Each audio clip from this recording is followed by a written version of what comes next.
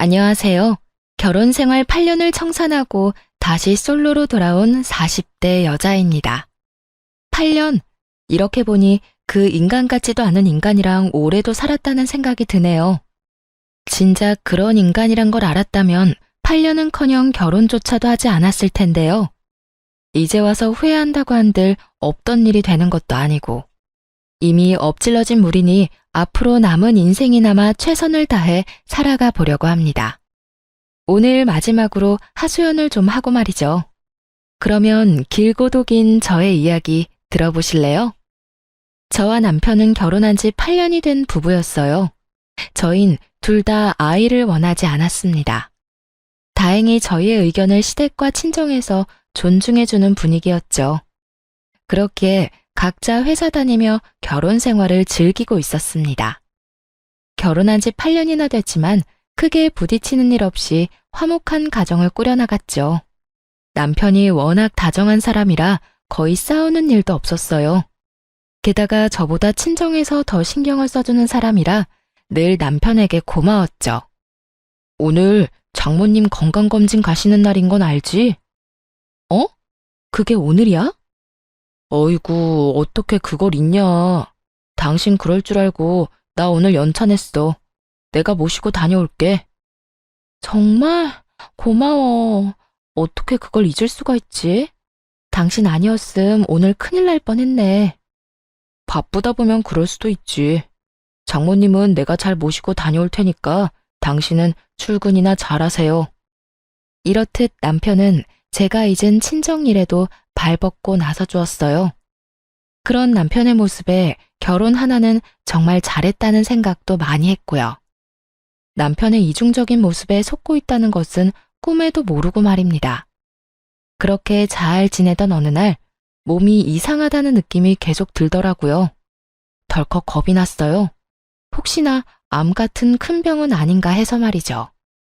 걱정을 가득 안고 병원에 가보니 그곳에서 뜻밖의 이야기를 듣게 되었어요. 축하합니다. 임신입니다. 네, 임신이라고 하더라고요.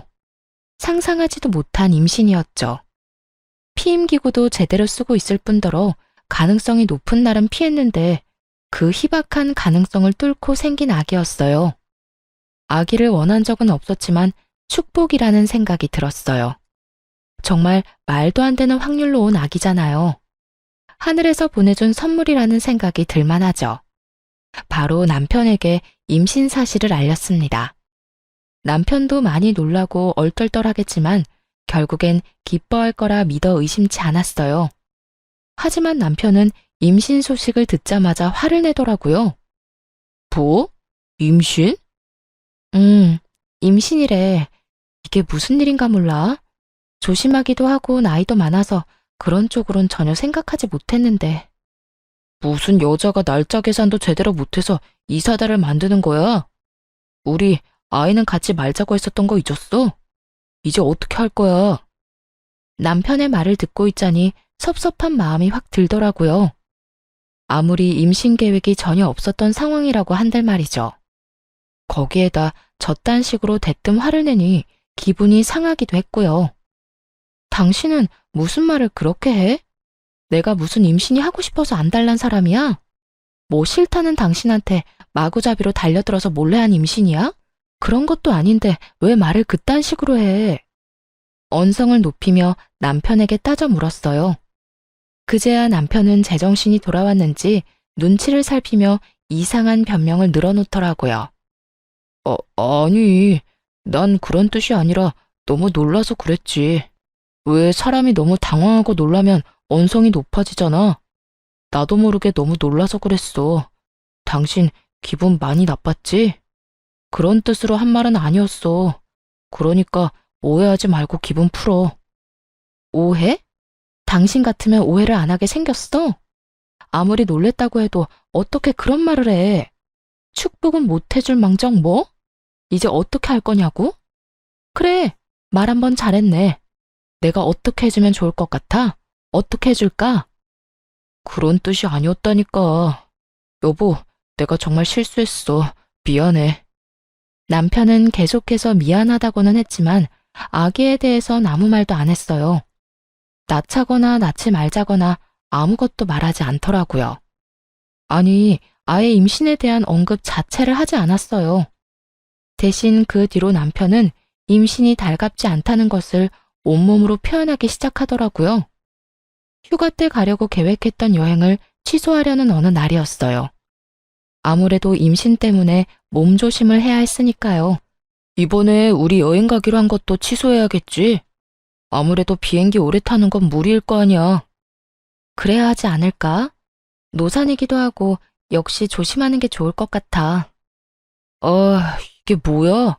임신 때문에 계획대로 되는 일이 하나도 없어. 지금도 이런데 애 태어나면 더 할 거 아니야. 이래서 내가 아기 갖기 싫다고 한 거였는데. 이런 남편의 말을 듣는데 짜증이 확 나더라고요. 임신하면 그렇지 않아도 몸도 힘들고 마음도 힘들잖아요. 그런데 남편까지 저런 말로 임신이 달갑지 않다는 걸 표현하니 화가 났어요. 그래서 하고 싶은 말이 뭔데? 애를 낳자는 말이야, 낳지 말자는 말이야? 싫으면 지금 말해. 그렇게 말 빙빙 돌리지 말고. 안 그래도 힘든 사람 더 힘들게 하지 좀 마. 그간 남편에게 하고 싶었던 말을 쏟아냈습니다. 그렇게까지 화를 내니 남편은 한 발 물러서 또 눈치를 살피더군요. 아니, 그런 뜻이 아니잖아. 그냥 나는 아쉬워서 그렇지. 이번 여행 우리가 정말 기대했었는데 이렇게 취소해야 하니까 아쉬워서 그랬어. 여행 취소해서 아쉬운 것도 당신이 달갑지 않아 하는 것도 다 알아. 근데 이왕 생긴 아기 축복이라고 생각하고 좋게 말해주면 안 돼? 없을 것도 아니고 낳아서 키워야 하잖아. 대체 언제까지 그렇게 임신 탓하고 있을 건데? 미안해. 내가 생각이 짧았어. 당신도 많이 힘들 텐데 말 그렇게 해서 미안해. 남편은 또다시 미안하다고 하며 상황을 넘기려 했습니다. 그렇게 계속 반복되는 남편의 반응에 스트레스를 많이 받았죠. 그러면서 정말 이 아기를 낳아도 되는 것인지 걱정도 되더라고요. 지금도 저러는데 출산 이후 남편이 어떻게 변할지 모르는 일이니까요. 막상 낳은 아기가 너무 예뻐 남편이 좋게 변한다면 더없이 행복한 결말일 테지만 그렇지 않은 경우라면 상상도 하기 싫더라고요. 그건 저에게도 나쁘겠지만 태어날 아이에게도 끔찍한 상황일 게 분명했으니까요. 그러는 와중 시부의 생신날이 되었습니다. 매년 밖에서 하던 생신잔치를 갑자기 집에서 한다고 하더라고요. 그렇지 않아도 컨디션이 좋지 않은 몸인데 시부의 생신이니 어쩌겠어요. 힘들게 장을 봐 시댁으로 갔습니다. 그날따라 남편의 회사 일로 시모는 볼일로 바빠 혼자 생신상을 준비했어요. 그렇게 홀로 정신없이 음식을 준비하는데 갑자기 배가 참을 수 없이 아파오더라고요. 아래쪽에서 무언가 흘러나오는 느낌이 들어 급하게 병원으로 갔죠. 보통 큰일이 아니라고 직감했지만 그땐 이미 늦은 후였습니다. 아기가 하늘나라로 갔다는 소식을 듣고 말았으니까요.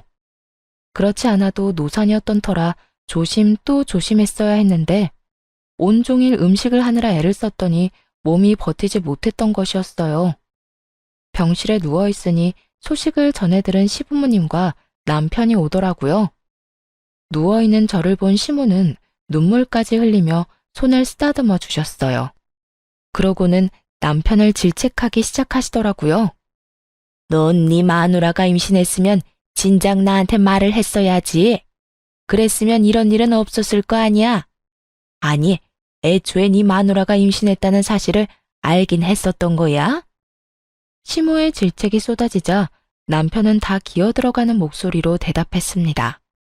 내가 남편인데 그걸 왜 몰랐겠어. 혹시나 해서 좀 지나면 말씀드리려고 했어요. 안 하느니만 못한 남편의 답은 시모의 화에 기름을 부어버렸습니다. 이어 시모의 입에서 나온 말들은 저를 충격에 빠뜨리기에 부족함이 없었어요. 그걸 아는 녀석이 왜 이번 생신은 집에서 축하하자고 우겨댄 거야? 내가 오늘 볼 일이 있어서 음식할 시간 없다고 말했지? 그래도 집에서 할 거라고 그렇게 우기더니 그렇지 않아도 네 와이프 노산인데 고생할 건 생각도 안 한 거야? 시모의 말을 들어보니 시댁에서 시부의 생신을 축하하자고 남편이 우겨댔더라고요. 시모가 약속이 있어 그건 곤란하다고까지 했는데도 말이죠. 남편은 시모의 말에 크게 당황하더니 말도 안 되는 변명을 해대기 시작했어요. 아니, 바깥 음식 먹기 지겹잖아. 난 그냥 집에서 간단하게 미역국이나 먹으면 되겠지 하는 마음에 그랬던 거야. 나라고 일이 이렇게 될 줄 알았겠어? 몰랐다는 말만 하면 그만이야? 애는 둘째치고 네 와이프 몸 상한 거는 어떻게 할 거야? 나도 속상해. 나라고 마음 편한 줄 알아. 나도 정말 이렇게 될 줄은 몰랐다고. 남편은 일이 이렇게 될 줄 몰랐다고 계속해서 말했어요. 하지만 의심의 끈을 놓을 수가 없더라고요. 아무래도 제 몸에 무리가 가게 하기 위해 남편이 일부러 이딴 짓을 벌인 것 같았어요. 그렇지 않고서야 어떻게 설명할 수 있을까요? 갑자기 집에서 생신상을 준비하자느니 타이밍 좋게 회사에 급한 일이 생겼다느니 평소와 다른 행실이 의심스럽기 짝이 없었죠. 무엇보다 수상한 건 남편이 지나치게 제 눈치를 살핀다는 거였어요. 물론 유산을 했으니 눈치를 살피는 게 당연하긴 했죠. 그런데 눈빛이 뭔가 이상했습니다. 걱정과 우려가 섞인 눈빛이 아니라 초조함이 담긴 눈빛 같더군요. 마치 죄 지은 사람이 눈치를 살피는 것처럼요. 그렇게 남편에 대한 의심은 나날이 커졌습니다. 그리고 유산의 아픔에서도 쉽게 벗어나지 못하고 있었어요. 갑작스러운 임신과 그보다 더 갑작스러운 유산은 생각보다 큰 아픔으로 다가왔어요. 나이가 있어서 그런지 회복도 더디더라고요. 몸이 성치 않은데 마음도 힘든 상황이 이어지니 결국 회사를 그만두었습니다. 몸과 마음을 다스리는 데 집중해 보려고요. 그렇게 혼자 힘든 시간을 보내고 있는데 친정엄마가 여행을 제안하더라고요. 당시 엄마의 생신이 다가오고 있었는데 겸사겸사 다 함께 떠나자고 말이죠. 여보, 엄마가 엄마 생신 축하 겸 여행을 같이 가자는데 당신 시간 돼? 내가 이러고 있어서 엄마가 걱정되나 봐. 기분 전환이나 하고 오면 어떻겠냐고 하더라. 여행 가서 좋은 것도 보고 맛있는 것도 먹고 하면서. 여행? 좋지. 그렇지 않아도 당신 걱정되는데 다 같이 가면 좋겠네. 나도 회사에 말해서 휴가 쓸 테니까 장모님이랑 계획 세워봐. 4박 5일 정도면 되겠지? 그만큼이나 쉴 수 있어? 난 길어봤자 2박 3일 정도 생각했는데. 2박 3일이면 비행기에서 내려서 짐 풀자마자 다시 짐 싸서 돌아와야 해. 4박 5일은 돼야 좋은 거 보고 먹으면서 기분 전환을 하지. 회사에 미리 이야기하면 되니까 난 신경 쓰지 말고 당신 하고 싶은 대로 계획 짜. 경비도 신경 쓰지 말고 말이야. 계획 짜서 나한테 말만 하면 내가 다 예약할게. 남편은 하나부터 열까지 책임지겠다며 신경 써주려고 애를 썼습니다. 그런 남편의 모습을 보며 괜한 오해를 했나 하는 생각이 들더라고요. 또 몸과 마음이 워낙 힘드니 남편을 의심하는 데 에너지를 쏟기도 싫었고요. 여러 가지로 피곤했던 터라 애써 외면하고 싶은 마음도 있었던 것 같아요. 그렇게 여행 가는 날이 되었습니다.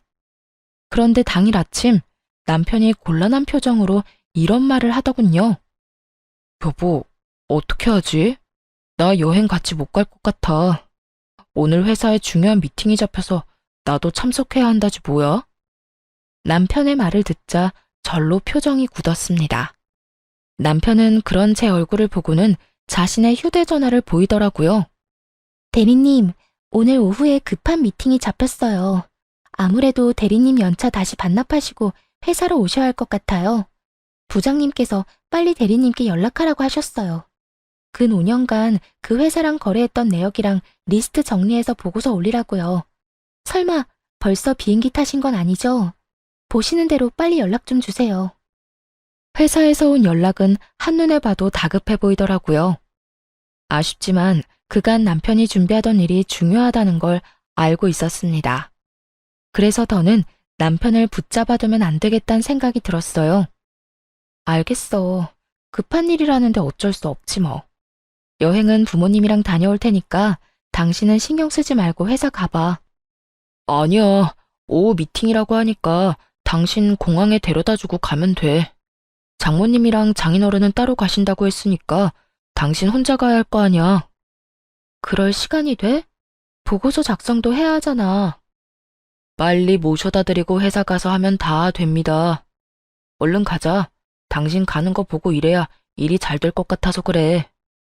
남편은 한사코 공항까지 데려다 주겠다고 했어요. 그래서 하는 수 없이 남편의 배웅을 받으며 비행기에 올라탔습니다. 그렇게 좌석에 앉아 휴대전화를 꺼냈을 때였어요. 전원을 끄기 전에 남편에게 고맙다는 문자를 보내려고요. 그런데 마침 카톡이 하나 오더라고요. 저기요, 우리 집사람 지금 비행기 탔어. 4박 5일 동안 자유야. 어디야? 내가 지금 데리러 갈게. 남편에게서 온 연락이었어요. 미리 보기 내용을 보자마자 이게 무슨 말인가 싶어 카톡에 들어가 봤죠. 그 짧은 순간에 남편이 대화를 삭제했더라고요. 카톡을 보내고 난 후 바로 삭제를 하면 수신인 휴대전화에서도 삭제가 되잖아요. 바로 그 기능을 사용한 것이었어요. 남편이 아무리 재빨리 삭제를 했다고 한들 이미 두 눈으로 모든 걸 정확히 본 뒤였죠. 그렇게 남편이 외도를 저지르고 있다는 걸 확신하게 되었습니다. 더불어 오늘 회사에 급한 일이 있다고 거짓말하며 여행에서 빠진 이유도 알아버렸죠. 상간녀와 함께 좋은 시간을 보내기 위해서지 뭐겠어요.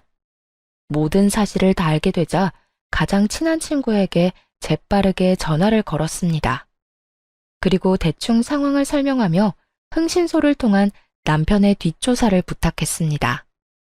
마음 같아서는 당장 비행기에서 내려 직접 그 추잡한 광경을 보고 싶었지만 그러면 부모님이 더 걱정을 하실 테니 차마 못하겠더라고요. 또 다른 곳으로 떠나 마음을 정리할 필요가 있기도 했고요. 그렇게 여행길에 올랐고 여행지에서 실시간으로 외도 증거들을 받아보았습니다. 그중 단연 충격적인 건 상간녀의 정체였는데요. 상간녀는 남편의 회사 신입 직원으로 남편보다 20살이나 어리더라고요. 그러니까 25살인 거죠. 두 사람이 만나기 시작한 건 반년 전쯤이라고 했습니다. 상간녀가 남편 회사에 들어오고 얼마 지나지 않았을 때였어요. 그땐 제가 임신을 하기 전이었거든요. 그제야 남편이 왜 그렇게까지 임신에 불만을 표현했는지 알겠더라고요. 남편은 하루라도 더 빨리 이혼을 해서 그 젊은 상간녀와 살고 싶었던 거죠. 그런데 제가 임신을 하고 출산까지 해버리면 큰 차질이 생길 게 분명하잖아요. 그래서 그렇게까지 싫어했던 것이었어요. 이로써 무리를 하게 해 유산으로 이끈 것이 남편의 계획이었음이 확실해졌습니다. 일단 좋은 풍경을 보고 맛있는 음식을 먹으며 이혼을 계획했어요. 특히 복수의 칼을 더욱더 날카롭게 갈 수 있도록 해준 건 두 사람의 대화였는데요. 그 대화를 듣고 있자니 정말 이가 바득바득 갈리더라고요. 그러면 오빠 와이프는 지금 여행 간 거야? 오빠는 이 분위기 좋은 곳에서 나랑 스테이크나 썰고 있는 줄도 모르고? 회사에 급한 미팅 잡혔다고 말했지. 자기가 보내준 문자 보여주니까 감쪽같이 속던데? 지금쯤 장인 장모랑 좋은 시간 보내고 있을 거야. 4박 5일이라고 했으니까 그동안 나 이런 데 많이 데리고 가줘야 해. 이런 데만 데리고 가겠어? 백화점 가서 가방도 사줄게. 이럴 줄 알았으면 그냥 한 달 쉬다 오자고 할 걸 그랬어. 그러면 자기랑 여행도 다니고 좋았을 텐데. 비행기 추락사고 이런 거라도 일어났으면 좋겠다. 그러면 이혼을 어떻게 해야 할지 걱정 안 해도 될 텐데. 비행기 추락사고. 이 말을 듣는데 정말 온몸에 소름이 다 돋더라고요. 어떻게 된 인간이 그런 말을 입에 올릴 수가 있는 것인지 아무리 어린 여자한테 미쳐 있다고 해도 말이죠. 당장이라도 달려가 머리채라도 잡고 싶은 심정이었습니다. 그 뒤로 이어진 대화도 가관이었어요. 에이, 아무리 그래도 그건 아니지. 그나저나 나 이번에 기획안 제출하라고 하던데 오빠가 도와줄 거지? 당연하지. 우리 자기 일인데 내가 다 도와줘야지. 자기도 얼른 진급하고 자리 잡아야 하니까. 역시 오빠가 최고야. 그나저나 오빠 돈 이렇게 막 써도 돼? 오빠 와이프가 눈치채면 어쩌려고. 눈치? 퍽이나 그 여자가 눈치채겠다. 그 여자 지금 유산했다고 세상 온갖 슬픔을 혼자 다 떠안는 사람처럼 굴고 있어. 그런 사람이 나한테 신경 쓸 겨를이 있을 것 같아? 그리고 평소에도 정신이 워낙 없는 사람이었어. 오죽했으면 그 부모도 내가 다 챙겼을까. 책 잡히기 싫어서 다 챙기느라 내가 피곤해 죽겠다니까. 그랬습니다. 남편은 진심에서 우러나와 제 부모님을 챙긴 것이 아니었어요. 본인이 외도나 저지르고 있으니 부모님을 이용하고 있었던 거더라고요. 의심에서 벗어나기 위한 하나의 수단으로 말이죠. 모든 사실을 알게 된 후 이를 갈며 여행지에서 돌아왔습니다. 그날 바로 상간녀의 본가와 상간녀가 만나는 남자에게 외도 증거를 다 보내버렸어요. 알아보니 상간녀는 결혼을 약속한 사람이 있는 상태더군요. 남편은 그런 사실을 모르고 있는 모양이었고요. 그러니까 상간녀가 남편과 그런 관계를 맺고 있었던 이유야 뻔하죠. 그저 빠른 진급과 편한 회사 생활을 위해 나이 많은 남편을 만난 거 아니겠어요? 상간녀의 예비 남편은 바로 회사를 찾아가 한바탕 난동을 부렸다고 합니다. 가지고 있는 모든 외도 증거를 주었으니 예상한 대로였죠. 그러자 두 사람이 집으로 찾아왔더라고요. 그게 누구긴 누구겠어요. 만신창이가 된 남편과 화장이 다 번져 몰골이 엉망이 된 상간녀였습니다. 당신 진짜 미쳤어? 그딴 짓을 왜 한 거야? 미치지 않고서야 왜 그런 걸 보내서 이 상황을 만드냐고. 그러게, 아줌마 진짜 미쳤어요? 미치려면 혼자 곱게 미칠 것이지. 왜 남의 인생을 다 망쳐놓고 그래요? 미친 건 두 사람이지. 불륜이나 저지른 주제 어디서 감히 큰 소리야? 지금 무릎 꿇고 싹싹 빌어도 모자란 상황인 건 몰라? 내가 왜 무릎을 꿇어요? 뭘 잘못했다고? 아줌마 남편이 먼저 나한테 만나자고 했어요. 남편 하나 못 휘어잡은 주제에 누구한테 무릎을 꿇으라 말아야? 상간녀는 정신이 나가버린 사람처럼 악다구니를 써댔습니다. 그래서 눈 하나 깜짝 안 하고 그런 상간녀에게 겁을 주었죠. 야, 너 이제부터 말 한마디 한마디 잘 생각해서 하는 게 좋을 거야. 너 지금 결혼만 깨졌지? 과연 이게 마지막일 거라고 생각해? 네가 지금 어떻게 행동하냐에 따라서 네 미래가 달라질 거야. 나 시간 많거든? 내가 여기서 더 많이 화가 나잖아. 그러면 나 평생 너 쫓아다니면서 네 앞날에 똥 칠해줄 수 있어. 네가 결혼한다고 하면 그 식장에 가서 난동을 피울 거고, 네가 재취업을 한다고 하면 그 회사에 찾아가서 뒤집어 엎어버릴 거야. 그러니까 그런 꼴 당하기 싫으면 그냥 입 다물고 있어. 상간녀는 할 말이 없는지 그저 씩씩거리며 노려보고 있었습니다. 그런데 이번엔 남편 놈이 뚫린 입으로 말 같지도 않은 말을 해대기 시작하더군요. 틀린 말 한 게 하나 없는데 무슨 말을 그렇게까지 해? 무릎? 참 기가 막혀서. 당신이 가만히 있었다면 그깟 무릎 얼마든지 꿇어줬겠지. 그런데 당신이 그딴 짓을 벌이는 바람에 우리 두 사람 꼴이 우스워졌잖아. 당신 같으면 무릎을 꿇고 싶겠어? 도대체 왜 그런 짓을 한 거야? 우리 일은 우리끼리 조용히 대화로 해결하면 되는 거잖아. 왜 일을 이렇게까지 만들어? 어쩌면 인간의 탈을 쓰고 저렇게나 뻔뻔할 수가 있는지. 남편의 말을 듣고 있자니 무슨 큰 죄를 저지른 듯한 기분이었어요. 하지만 큰 소리를 치고 있는 남편에게 지지 않고 맞서 주었죠. 내가 누구 좋으라고 대화로 문제를 해결해? 두 사람은 불륜 저지르면서 대화로만 사랑을 나눴어? 아니잖아. 온갖 추잡한 짓은 다 했을 거 아니야. 본인들은 그렇게 하고픈 거 다 하고 다녔으면서 뭐? 조용히 대화로 이 문제를 풀어내길 바란다고? 뻔뻔해도 너무 뻔뻔한 거 아니야? 정신 차려. 내가 아니라 네가 잘못한 거야. 네가 바람을 피운 거라고. 잘못은 네가 한 주제에 어디서 큰 소리를 쳐? 저 역시 남편을 향해 고함을 질러버렸습니다. 그러자 남편은 인상을 잔뜩 찌푸리더니 차라리 잘 됐다고 이혼하자고 하더군요. 됐어. 차라리 잘 됐어. 그냥 이혼하자. 어차피 당신이랑 이혼하려고 했는데 시간 낭비할 일 없겠어. 이렇게 된 거 무릎 꿇고 용서를 빌 필요도 없는 것 같고. 내가 그렇게 해봤자 당신도 마음 풀리지 않을 거 아니야. 그냥 깔끔하게 이혼해. 그래, 바라던 바야. 그런데 내가 진짜 궁금한 걸 참을 수가 없어서 하나만 묻자. 당신, 나 임신했을 때 아버님 생신상 차리게 만들었잖아. 그래서 유산까지 하게 된 것도 당신 계획이었어? 나하고 이혼할 때 걸림돌이 될까봐 일부러 그런 상황을 만들어낸 거니? 확신을 가지고 남편에게 물으면서도 내심 아니라는 말을 하길 바랬던 것 같아요. 그래도 사랑했던 사람인데 그 정도로 최악이란 사실을 받아들이기 힘들었으니까요. 하지만 바램과는 달리 남편은 모든 사실을 털어놓기 시작하더군요. 그래, 맞아. 이렇게 된 마당에 거짓말을 해봤자 뭐 하겠어? 당신이 생각한 대로 내가 다 계획한 거야. 당신이 무리를 하면 유산을 할 수도 있겠다고 생각해서 말이야. 그런데 정말 내 생각대로 다 될지는 몰랐어. 어처구니가 없더라고요. 그런 상황을 다 만들어 놓고선 정말 유산을 할지는 몰랐다니. 그것만 해도 충격이 큰데 남편은 더 충격적인 말을 이어서 해댔습니다.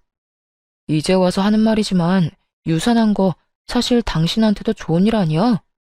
난 당신이 무사히 출산을 했다고 하더라도 무슨 수를 써서든 이혼했을 거야.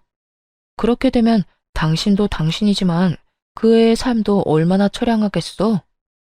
그러니까 나 너무 원망만 하지 말고 차라리 다행이다 생각하고 살아. 그게 당신한테도 좋으니까 말이야.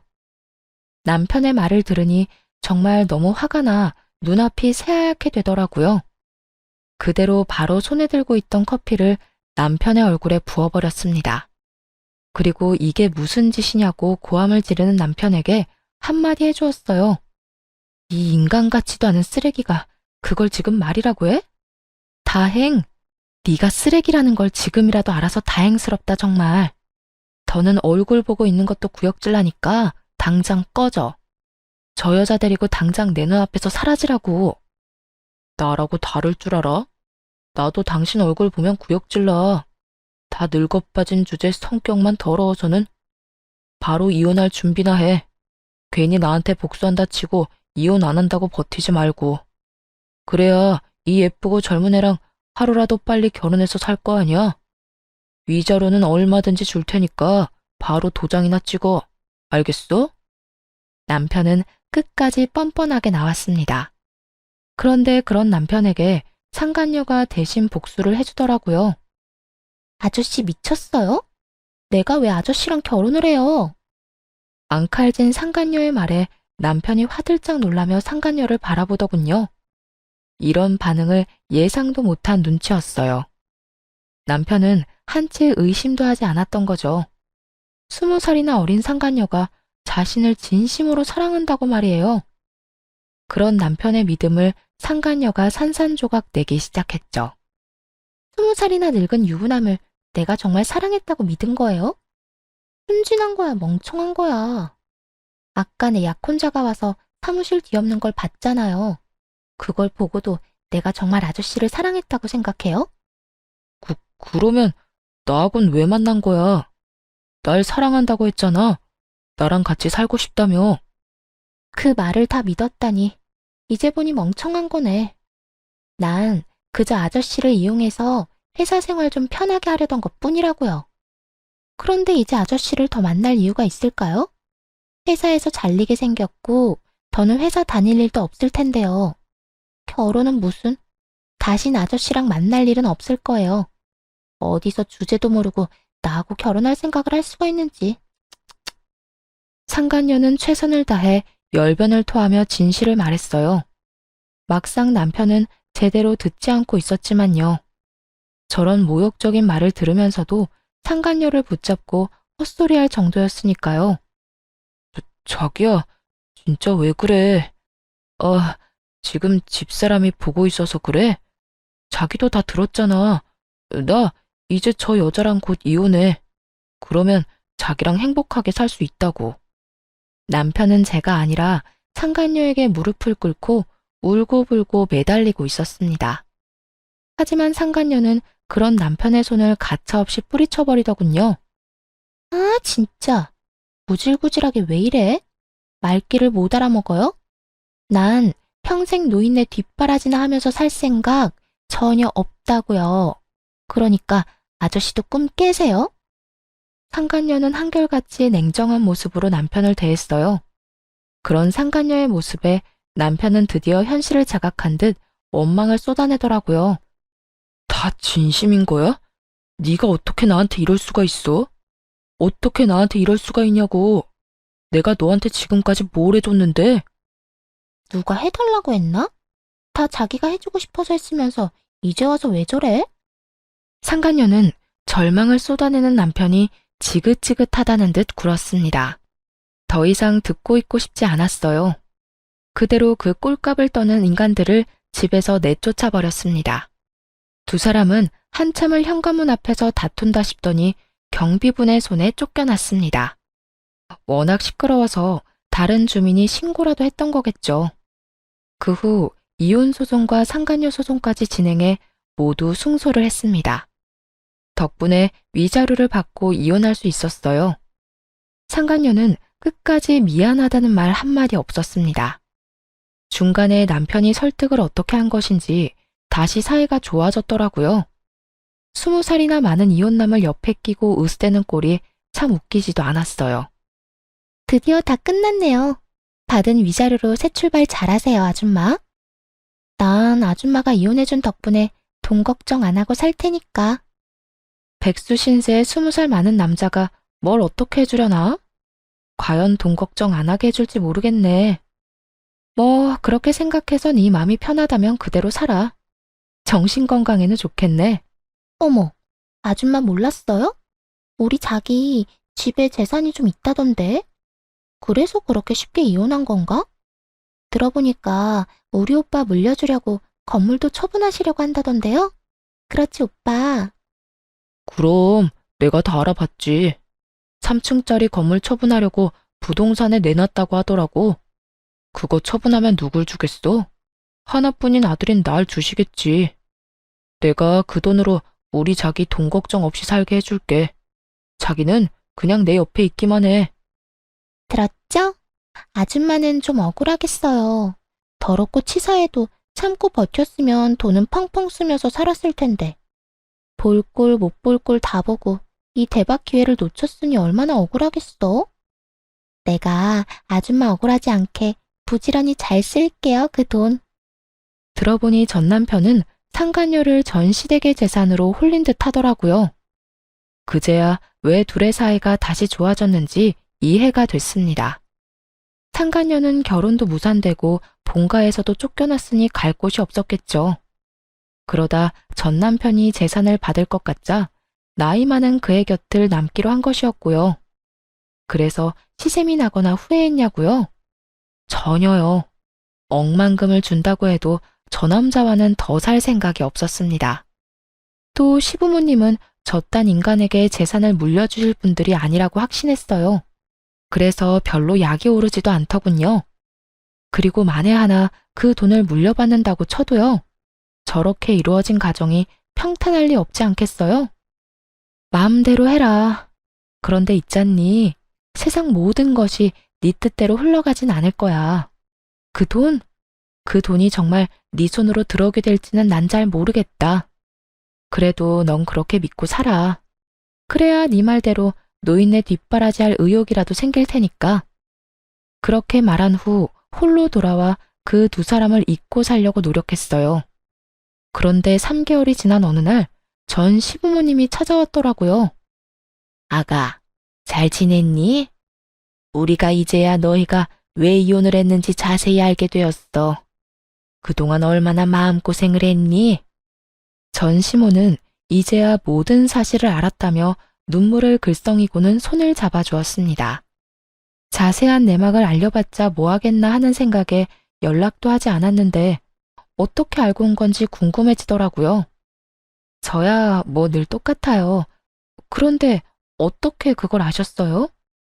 저의 물음에 전시모와 전시부는 한숨을 크게 내쉬었어요. 그러곤 잡은 손에 힘을 주며 말을 시작하더군요. 어떻게 알긴? 그 녀석이 그 여자애를 집으로 데리고 왔더구나. 와서 한다는 말이 얼마나 기가 막히던지. 뭐라고 하던가요? 저한테는 결혼할 거라고 하던데. 그래, 결혼할 거니까 우리 보고 돈을 좀 달라고 하더구나. 우리가 건물 처분한 건 어떻게 알고 찾아와서 돈을 달라고 하는 건지. 내 자식이지만 정말 이해가 안 되더구나. 그 젊은 여자애가 뭐가 모자라서 40이 넘은 아저씨 옆에 붙어 있겠어? 다 돈 때문인 거지. 그 녀석도 그걸 알긴 아는 모양인지 돈 내놓으라고 어린애처럼 떼를 쓰는데 할 수만 있다면 뱃속에 다시 넣고 싶은 심정이었어. 역시나 전 남편은 발이 빨랐습니다.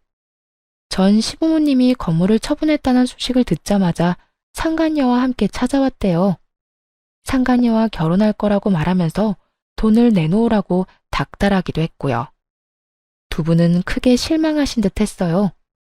아들이 외도로 이혼당했다는 것만으로도 충격이 큰데 돈까지 내놓으라 하니까요. 그러셨구나. 많이 놀라셨겠어요. 놀라기만 했겠어? 나는 물론이고 네 시아버지까지 화가 머리끝까지 나서 쫓아내버렸다. 앞으로 우리가 죽었다는 소식이 들려도 찾아오지 말라고 했어. 너 같은 놈한테 줄 돈은 땡전 한 푼도 없으니까 말이다. 전 시모는 격양된 목소리로 이렇게 말하더니 무언가를 손에 쥐어주었습니다. 그건 바로 준비해오신 통장이었어요. 이게 뭐예요? 이거 네 거야. 언젠간 너희 부부한테 물려주려고 모았던 돈이랑 건물 처분한 돈 조금 넣었다. 깜짝 놀라 통장을 열어보았습니다. 그곳엔 예상보다 큰 금액이 찍혀 있더라고요. 다시 통장을 돌려드리며 차마 받을 수 없다고 했죠. 그런데도 전 시모는 다시 통장을 주며 받으라고 하시더라고요. 어머님, 이거 너무 많아요. 저 위자료도 받았고 이렇게 큰 돈은 필요 없어요. 필요 없기는 내 아들놈 때문에 유산이라는 아픔도 겪었지 않니? 또 그런 꼴까지 보고 이혼하게 됐는데 그까짓 위자료로 되겠어? 이 돈으로도 네 상처가 치유되지 않을 거라는 거 잘 안다. 그런데 이렇게라도 해야 우리 마음이 편해서 그래. 이런 것밖에 줄 수 없어서 미안하구나. 전 시모는 끝까지 손에 통장을 쥐어주셨습니다. 그러면서 당부의 말도 잊지 않으시더군요. 그리고 그 녀석이 널 찾아올 수도 있어. 그 여자애는 물려받을 돈이 없다고 생각되면 바로 그 녀석 버리고 도망갈 거야. 너도 봤으니 다 알겠지만 말이다. 그러면 그 녀석이 어딜 가겠어? 우리한테는 쫓겨나고 영까지 끊겼으니 널 찾아오지 않겠어? 만에 하나라도 널 찾아오거든 소금이나 뿌리고 쫓아내버려.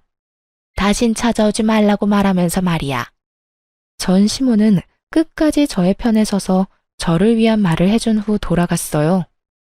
시간이 흐른 뒤 역시나 전 시모의 말처럼 전 남편 놈이 절 찾아왔더라고요. 이혼하자고 할 때는 그렇게나 뻔뻔하고 당당한 모습이더니 이번엔 잔뜩 불쌍한 척을 하며 앞에 서 있더군요.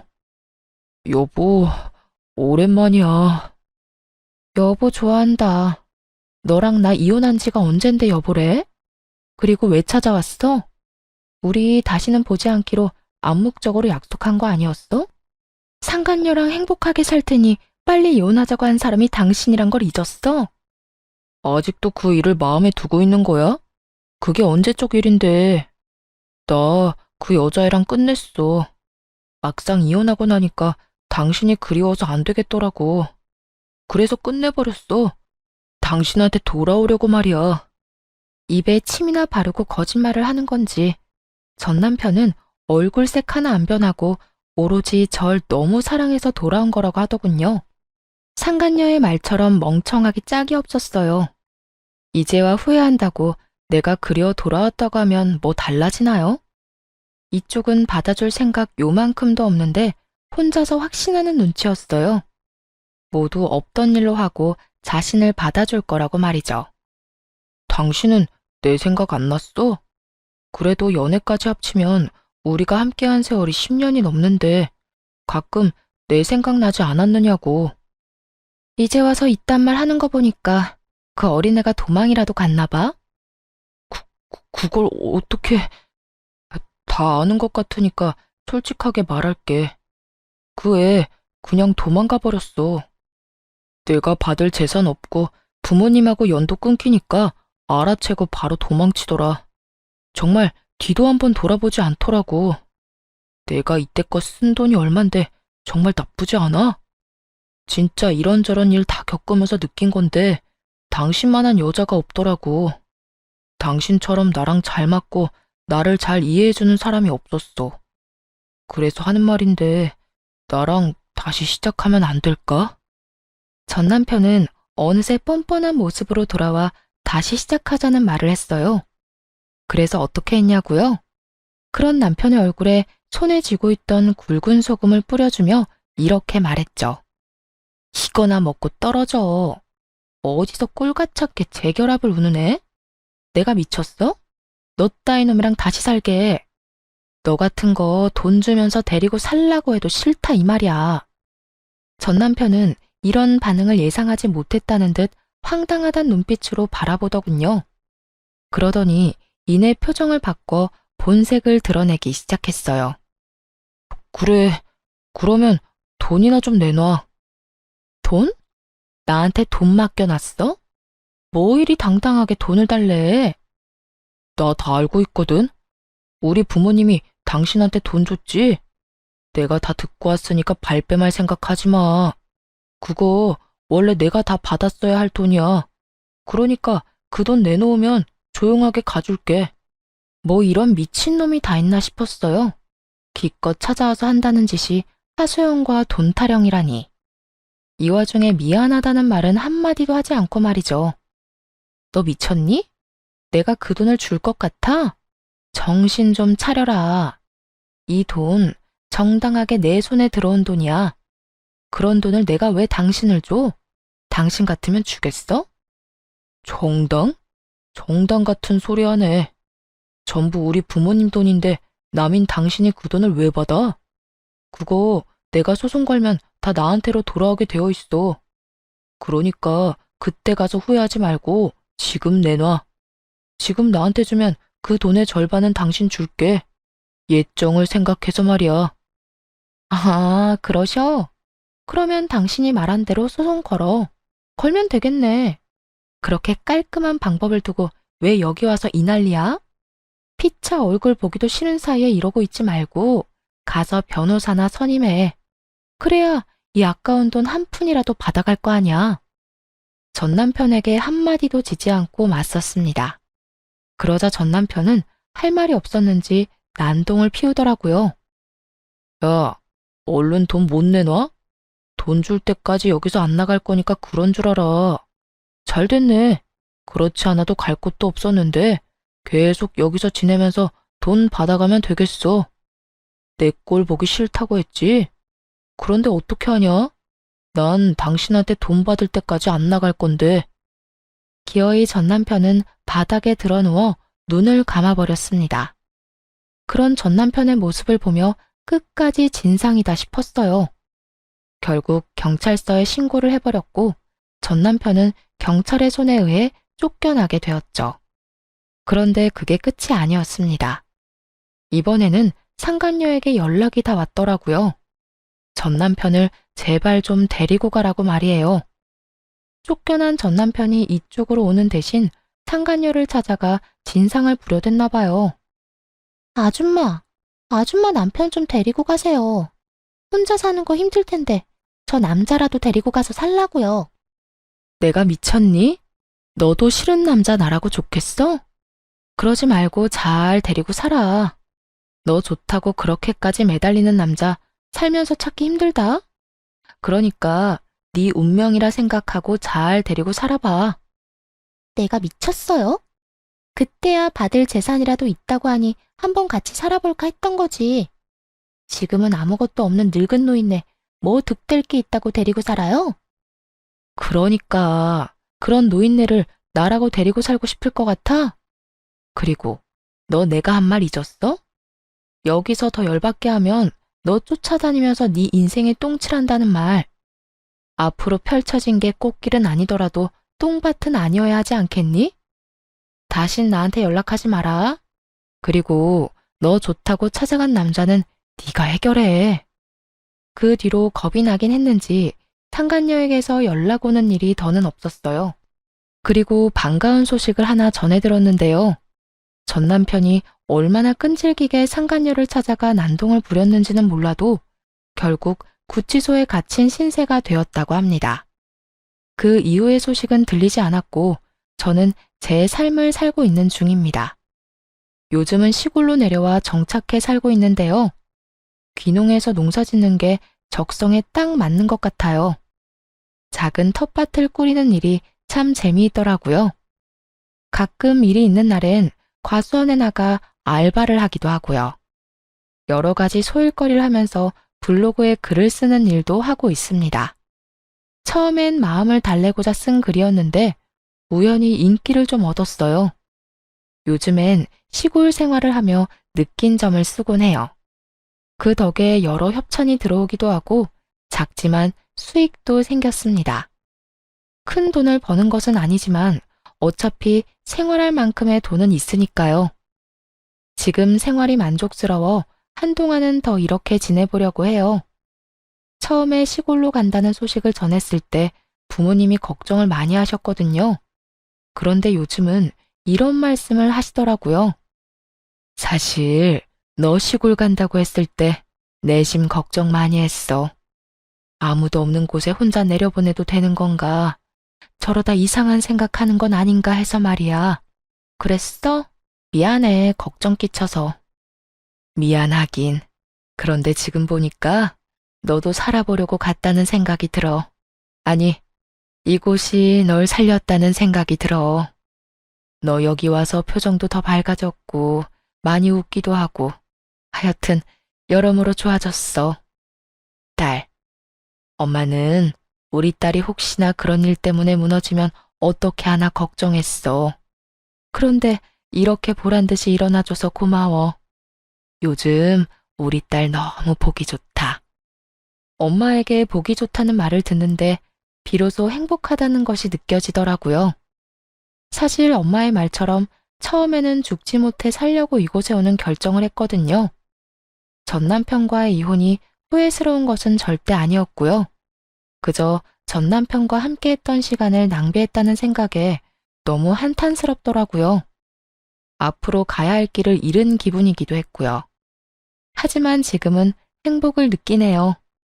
우연히 들어선 이 길에서 잘 살아보고자 여러 노력을 한 덕분이겠죠? 돌이켜보면 행복 참 별거 아닌데 그땐 왜 그렇게 멀어 보였나 모르겠습니다. 어쨌든 앞으로도 이렇게만 잘 살아보려고요. 긴 사연 함께 해주셔서 감사합니다.